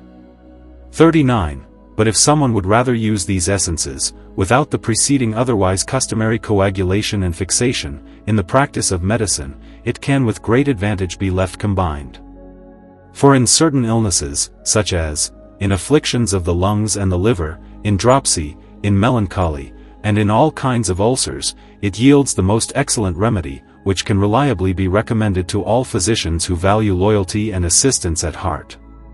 40. And whenever anyone dissolves mercury, be it the common, or the body's own mercury, together with those salts which come closest to nature itself, in the proper measure and proportion, along with a true wine spirit, as one of the foremost achievements of chemistry, to produce a sweet and stable juice, they will always obtain a menstruum, by its power and effect. He will be able to accomplish exceedingly great things for human use. 41. In what has thus far been conducted with due consideration, every experienced and practiced artist has before his eyes the principles of the true, and not the common, chemistry, from which he can recognize and understand how he may attain the universal medicine, both for men and for metals. The instruction for this has been made known in such a way as the unworthiness of the unworthy has permitted it to be revealed. The prudent reader should make use of these things, but he should not misuse them for the foolish pride of Eve's children, or for the forbidden splendor of peacocks, for abominable arrogance, for seductive pleasures of the eyes, and other such matters of conscience and concern, nor for the mostly impure and unclean amusements and lusts of that finely formed and adorned, though thoroughly beautiful, yet also bewitching, bride of Satan, the maiden of the world, whom the poor wretched demon sought, found, fell mortally in love with, and embraced. I repeat it once again, it must not be misused. Enjoy and use it, on the other hand, much more amidst pure happiness and blessing in the art, with due loyalty and faith, that is, in true inner trust in Christ, with fear and trembling, and indeed for the honor of God, the Creator, and for the sweetest welfare and benefit of your poor, weak fellow man. Then you shall hear, after casting off the pride of earthly dust and ashes, take up the Christian humility with honor and glory upon the shoulders of the humbled cross, and there, in the blessed contemplation of the spotless Lamb, stained with his own blood, triumph forever in eternity. I wish you, dear reader, well-being, and that you may finally be abundantly intoxicated by these blessed juices of heavenly sweetness, so long as you live as earth upon the earth, until the last comfort and breath, through the foretaste of the honey of Lebanon, without all bitterness of heart. There are also other ways to prepare the universal medicine, among which the following is the easiest, namely, by means of a magnet, our astral steel, as the sevenfold, 7 times coagulated and calcined tartar or cream of tartar, which, in its nature, according to its power and capacity, is our sun and moon, through whose external preparations it receives, in a most excellent manner, magnetic attractive powers, as it, after having first absorbed and drawn down the elemental qualities, separated by nature, our most secret crystalline fire, which is our earth. This introduction occurs, after the appearance of the 3 principles of nature, in an invisible manner, over months, days, and hours, in warmth and cold, through constant alteration of continuous movements, upon and within itself in the matter, in a sealed glass, in a certain astral invisible manner, yet with sure success. And this can be done either with the tartar alone, or at the same time with its spirit, which, however, must be freed from all phlegm, 3 parts spirit to 1 part salt. This virgin earth is finally able, in a wondrous way, to heal all metallic and human diseases. One should well note, the air is the vessel which contains all things, life and death, a universal and most common thing itself, the universal main genus. Fire first passes into air, the air into water, the water passes into earth, as the noblest quintessence, which is our congealed or frozen water, sought by many but found by few, and produced only by the airy, altering fire. For through alteration or change, the elements are transformed into one another. Thus fix the earth and the water, as the visible elements, so that the air, as the finest crystalline spirit, may be fixed and made visible in the water. For our dry water, or our virgin earth, appears and is congealed in the sun and moon, that is, in the course of the sun and the moon. Our water is potentiated, or according to its capacity, congealed through the 4 seasons. Here one sees what is meant by a tartar, and through the mutually opposing operations and properties of the elements. For the warmth constantly present in matter and air moves the water, the warmth, that is, the motion of the air, moves our water so that it soon becomes cold, sometimes warm, sometimes lukewarm, and this movement and governance of the fire takes place according to the seasons, according to months, days, and nights, through cold and warmth, because this root element and spirit of the whole contains the most secret spiritual earth fire, which virgin or virginal earth can in a wondrous way drive out and heal all the illnesses of humans and metals. The dose of the same for ingestion is exceedingly small, but of exceedingly glorious power and effect. You are to regard this as the highest secret revealed to me, and to thank Almighty God for it. Written down and delivered by me, Franciscus F.R.C., in the year 1214, according to God's will. For remarkable letters of an adept. The ignorant reproaches what he does not understand. The learned scoffs at these great mysteries. Both have their free will, but neither of the two is wise. First letter. I have heard that you assisted my friend in an important matter and defended him with Herculean bravery, furthermore, that you, as a son of the art, intend to enter the labyrinth of chemistry and to quench your thirst from this inexhaustible sea. Therefore, in recompense for the protection you rendered to my friend, I am resolved to give you the thread of Ariadne, so that you may pass through this labyrinth and to hand you the cup with which you may draw from this sea, though not exhaust its rivers. Some, as Bernhardus says, approach the sanctuary with unwashed hands and undertake chemical works without knowing their material, namely, that red earth from the Garden of Eden, in and from which the perfect Adam was created. But this material, as soon as it was stained with original sin, turned black. Therefore, the artist must purify it and restore it to its original redness. Then I advise you, my dear sir, to look through the entrance opened by Philolithes into the king's locked palace, and afterwards I will lead you to those things which the Most High has granted me to see with my eyes and to grasp with my hands. For what can blind night owls, who waste coal and do not even know the true matter, achieve? Even Pontanus erred 200 times in the right and true matter.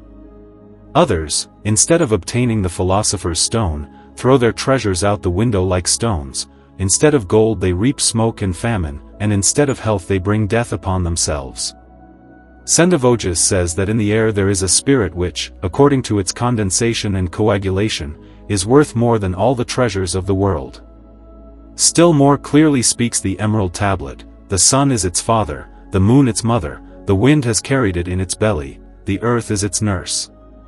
If then the winds have carried this Archeus in their belly, has not this Archeus therefore brought forth in the air gold mines and mountains? This spirit produced by the winds has been brought and injected into the center of the earth, and since the earth is its nurse, she has nourished, reared, and brought this newborn fruit to maturity with golden natural sulfurs, as if with her milk, whereupon this hermaphrodite has also produced metallic fruits. And thus nature works. Let us therefore imitate nature and do no violence to her. Nature begins the work, and art completes it. Man lives at first from the impure blood of the mother, then from the milk, so also this Archeus is at first fed with impure sulfurs, until he passes from the volatile into the fixed. Throughout the summer he is nourished until winter sets in. For unless this egg is sealed by winter, to retain the precious vapor, this fruit would perish in its first origin. Therefore, after the impure sulfurs, the work must be imbibed and nourished with the philosophical milk. The egg must not have the slightest crack if a new fruit is to proceed from it. Greed binds common chemists and laborants to the literal sense. Now they wish to dissolve common gold, now to fix the common mercury, yet in these there is no living spirit. For as soon as the metals are torn from the mines and subdued by furnace and smelting fire, they are at once deprived of the working spirit itself, and thus our metals become dead bodies. The metals have lost life and soul when they have been robbed of this active spirit. Our mercury is warm and moist, and thereby unites at once sun and moon. It is throughout golden and silvery, simple in the triad, and threefold in unity. It is the root substance and the seed of metals. And although it may be shut up in the strongest prison by nature, yet through diligent and laborious art it can again be freed and delivered from the same. For art purifies, through a warming and penetrating fire, the paths leading to the chamber and prison where it resides. And what nature alone and by itself could not effect, that it accomplishes through the aid of art, in that our mercury breaks the bonds that held him bound. And in this mercury, gold and silver are united in a philosophical manner, so that he is the true seed of common gold and silver. But no seed is useful or suitable for anything unless it goes into putrefaction. For decay must precede generation. But this putrefaction consists in blackness. Therefore, if we do not blacken before we whiten, we shall produce nothing but premature births and vain labor. Those who act otherwise flutter about the light like butterflies. Hermes does not make use of glowing coals. This matter is before everyone's eyes, it is so common that even the poor may possess it. In it is the efficacy of the sun and moon according to philosophical art. In potential, however, it contains common gold and silver. All 7 metals the skilled artist knows how to draw forth from it. Let this suffice concerning the matter. Next time, more will be said about the philosophical water. Nuremberg, January 17, 1710. Antonius at Terra. Second letter. For the first message, I have written to you something useful concerning the prima materia. If you had understood my words well, I could now proceed at once and dip my pen, not in ink, but into the philosophical water. But it seems necessary, my dear sir, that I send you yet another letter on the prima materia. There is a matter which, though found everywhere, is yet particular, from which a universal tincture can be prepared. But there is also a matter which, likewise found everywhere, is universal, from which the most universal tincture, tinctura universalissima, can be prepared. Both matters are everywhere, yet in one region more than in another, and at one time more abundant than at another. You shall indeed, gracious sir, constantly receive letters from me, but in 2 years I hope to be in Vienna, for I intend, in the hope that peace will come, to travel to Hungary and to visit that famous waterland, in which the archeus, amount of minerals, quality of the wine, and fertility of the soil, is considered the strongest. The particular matter is specified, but the universal matter is not specified, rather, it is a kind without its equal, that is to say, it is generic or universal. In a word, both matters relate to the sun's rays. For note well, as long as these are in the air, they are universal and not specified. But when these rays fall into the vine's mother, matrix, or ferment, they cause the vine to grow, and these rays are then particularized or specified. If they fall upon marjoram, they become marjoram and cause the marjoram to grow, without influencing any other plant species. If these sun rays fall into a gold mine, they are also golden, but specified. If they fall into Saturn, they are antimonial. In the air these rays are universal, a child of the sun. In the air, according to Sendivogius, is found the ruling spirit of the air, which, after its coagulation, is worth more than all the treasures of the world. The fruit of the moon is also universal. From these two arises the white mercury. Both I know how to draw forth in a threefold manner from the air. This is the twice-ensouled mercury. A philosopher has no need to know the various preparation methods of magnets in order to attract this double spirit. It is sufficient if a philosopher knows and understands that natural magnet, that magnesia, that Adamic earth from the Garden of Eden, which is neither golden nor silver in nature, not antimonial, not vegetable, not specified, but universal.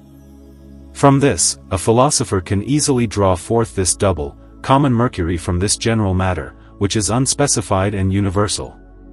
From astrological chemistry, the matter will be made clear in the following way: God created, in a general, all-effective manner, from the chaos within 6 days the whole world, within 6 days the planets, and on the 7th day he rested. Yet in truth, neither work nor rest can be properly attributed to God. How then is this to be understood? We must explain the divine universal work by means of the chemist's particularized, specified work. This their chaos is the antimony, from which this they make a regulus, which has a certain metallic seed, and is not universal, but specified. From this, slag naturally arises. Yet this name, slag, is to be regretted. The particularists and philosophers, in their specified or particular work, should not call this slag, slag, but rather, flowers, or the quintessence of the regulus, just as the film floating on milk is called the milk flower, flos lactis. Such expressions these particularists have learned from the apothecaries, who call the concentrated and crystallized substance of wine, wine yeast. What an unseemly designation! I am surprised they do not also call sugar candy, sugar yeast. Thus, when God created within 6 days the 6 planets, he rested on the 7th day because the slag, if I may use this improper word, had formed of itself, or, in other words, the 7th planet, which contains the unspecified universal seed. From this planet, the philosopher can entice forth and obtain a double mercurial spirit. The characteristic sign of this magnesia or 7th planet is this, that, after its dissolution in the most universal spirit Azoth, it visibly represents in the first dissolution the 6 days of creation in the glass. Another characteristic sign is that the stone prepared in this universal manner, when a few grains of it are thrown onto a regulus fused together from the 7 metals, causes all the stars of the entire firmament to appear above in the crucible, their appearance disappearing again after midnight. There are yet countless other signs of the true universal matter. Those who do not make use of this seventh planet begin their work specified or particularized. But those who make use of this magnesia imitate the example of the Almighty Creator of the world. Whoever begins the matter with this universal work does not tinge immediately after the first preparation, or one part of his tincture tinges only 14 parts. The particularists can indeed heal many severe illnesses, but the universalists can even make themselves young again. The universalists know, through their stone, how to make the electrum imbued with the stone to produce, which is a work of light and the center point of the whole, hence they can easily learn all sciences at will, whereas the particularists must remain far behind. Next time, about the philosophical water. Your letters to me in Nuremberg I have received in Augsburg, where I am now writing to you. May 14, 1712. Antonius a Terra. Third letter. June 9, 1712. I have hesitated to write letters, because before writing something more clearly, I wanted to first learn through the Kabbalah whether you might possibly share my letters with someone else. You have shown my letters to a single physician, who read them with disgust and aversion, because he considers gold-making impossible, dealing only with medicinal preparations, and neglecting metallic work. If this physician knew even a little about the favorable aspect of his planets, he would soon change his mind. I met this physician in Hamburg, but he never learned anything from me. You gave the Reverend D. Plebinus a copy of my letters, which he read with eagerness, only wishing that they had been written more clearly, as if I must write for apothecaries, and not for sons of the art. Though he himself is one, he catches the birds of Hermes not by the head, by the wings, or by the feet, but by the tail, which these birds leave behind in the hand, while they themselves, the doves of Diana, fly away. One of these two gentlemen I will speak to when I arrive in Vienna. The other, however, according to my knowledge, will be lying in Vienna with a serious illness, brought about by them, but I will give him an unknown remedy. Both were born under Jupiter. But you, gracious sir, I wish to accompany me to Hungary, by virtue of the blessed stone, which is a work of light. Should you find no pleasure in chemistry, I shall lead you to the richest, as yet untouched, and unknown mines in Hungary, and learn to work them with the greatest ease and utmost care. But I am determined to make the stone in Hungary for the 17th time, for I have already worked it 6 times. For since Hungary, in regard to the production of wines and minerals, is the most fruitful land, the world spirit must be found there in the greatest abundance. For the farther the countries are removed and distant from the temperate zones, the rarer and lesser is the archeus.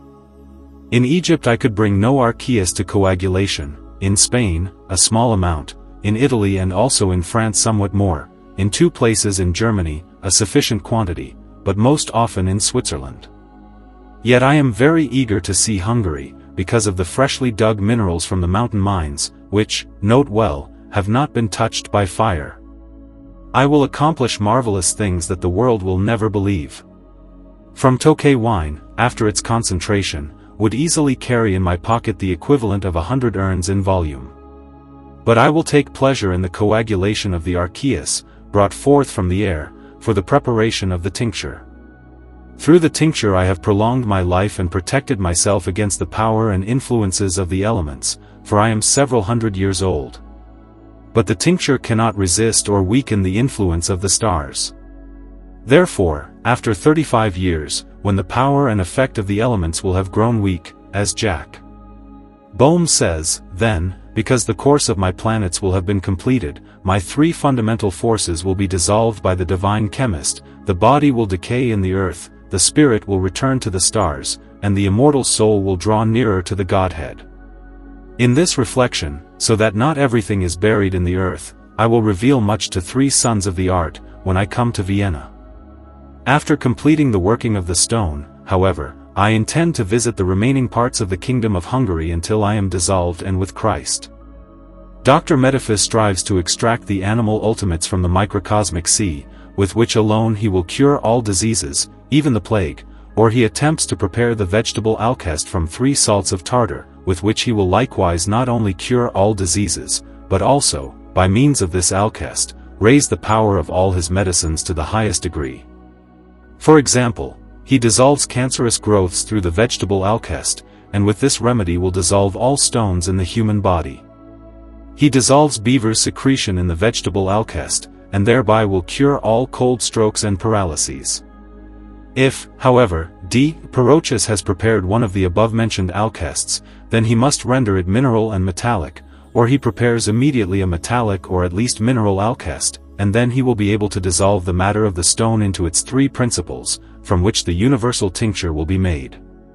But there are two materials for the stone, a particular one, which never tinges more than one part into 14 parts. The second, however, is the universal one, from which this tinges, after the first operation, one part into 1,000 parts.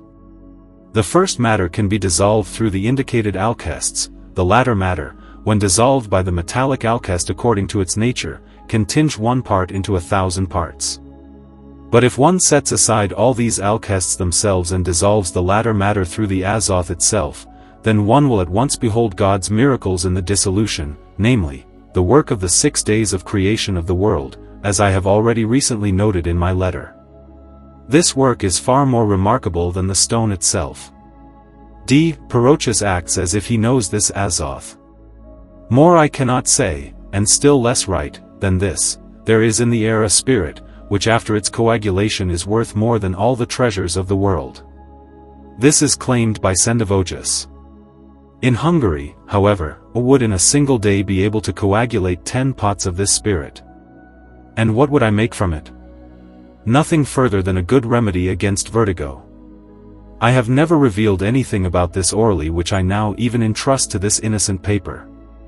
This coagulated spirit, being produced in the air, since the winds have carried it in their bosom and it has its origin from the stars, must, I say, be purified 7 times, so that it may obtain the powers of all 7 planets, and only then will it surpass all the treasures of the world.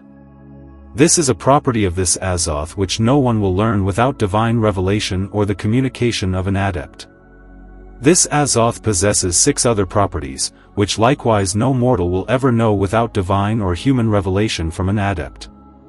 The next of these properties I will either write about, or speak of more in your presence, regarding the many properties of this azoth. In the meantime, I remain Antonius a terra ad terram et in terra. 4th letter. From the neighborhood. You have been led by my letters to apply yourself greatly to the reading of chemical books, without in the least putting your own hand to the work or, as it were, laying your hand to the plough. I therefore also wish to write to you nothing further about chemical matters, but rather about the Kabbalah. This word Kabbalah means as much as, he has heard, because this science was never committed to writing and left behind, but was always communicated by the Father to that one of his sons to whom he gave his blessing, whispered into his ear. Through this knowledge Moses brought forth water from the rock and parted the seas. Gideon thereby put the enemies to flight.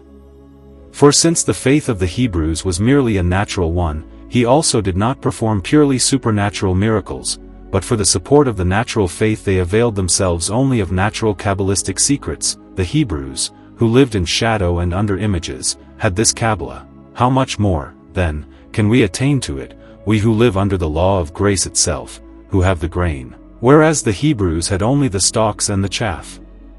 Whoever wishes to acquire the first knowledge of this science should obtain the Hamburg edition of Basilius Valentinus and read the content of, if I am not mistaken, the 173rd page, concerning the secret philosophy, but with the most attentive diligence, and read over and ponder all the precious words repeatedly.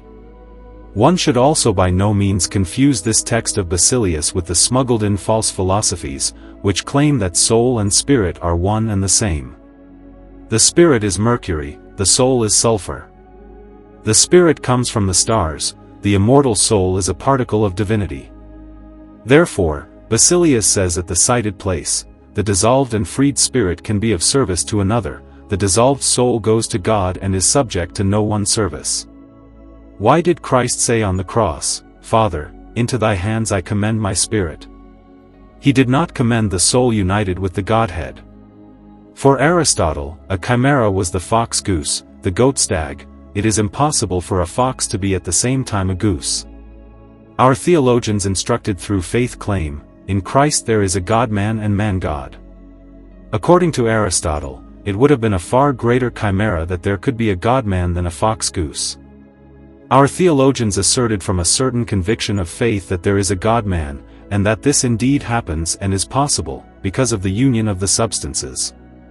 If one asked them what substance is, they, misled by Aristotelian errors, answered, substance is a property.